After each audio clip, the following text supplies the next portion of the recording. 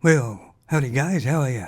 I've actually watched Superhurl 2026, and this is what I thought of it. Of course, when I say I watched it, I fast-forwarded a lot of it, because it was absolute garbage. The total runtime, I think, is about an hour and 48 minutes. But 5 minutes was far too long for me. I just wanted to see for myself why it was getting such a bad rap.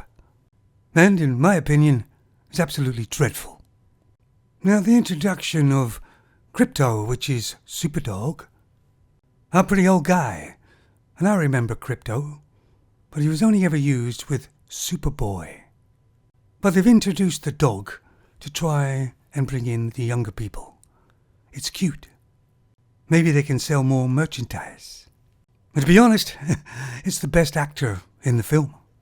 And it's CGI, I believe. And maybe somebody who made the film was actually involved in the first Aeroplane film, which is hilarious. Because you get Supergirl, she usually has blonde hair, blue eyes, quite attractive, body proportionate, if you know what I mean, and the hair is usually quite flowing. And here's a line from the original Airplane. No. That's exactly what they'd be expecting us to do. So they went the other way. They got another very attractive female, at least to me, and let's make her look like she's never washed her hair. Then give her an attitude as well. And the way the film looks.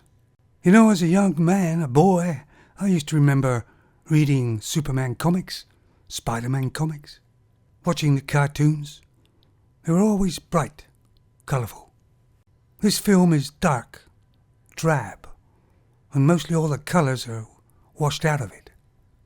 And then they put a screen over the top, just to kind of blur everything, giving it a blown out sort of look.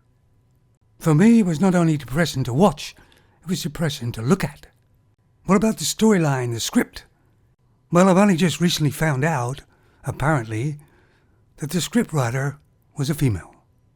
And generally I see females who write stuff, write it from their point of view, from female point of view. And maybe it's because the way things are nowadays, nobody's allowed to criticize a female.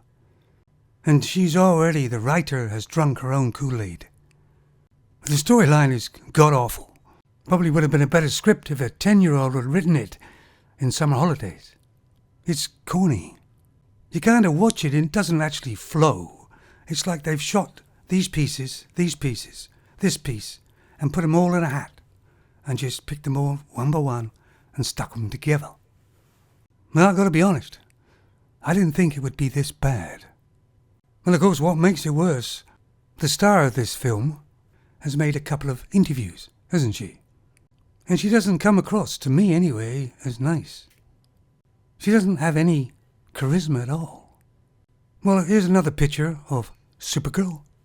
This is the face they wanted for this poster or picture. Take a look at it. Look at the attitude. That's kind of like saying, what are you looking at? Isn't it? And I don't think that's acting. You'd think with all the money they spent on this, with all the supposedly experts, they get something right. But for me, they got nothing right. I was relieved when it was over. It's basically just a feminized girl boss movie with a big budget. Well, I'm sure glad I lived when I did. Because if they class this as entertainment that they want people to pay for, then they must really think their audience is stupid. I'm surprised it's made as much as it has. It's a bird! No, it's a plane! Nah. It's just a bunch of slop. You take it easy now, fellas. I'm going to try and delete the film that I've seen from my memory. But I'll be honest, it's going to take a lot of Peronis. Ciao.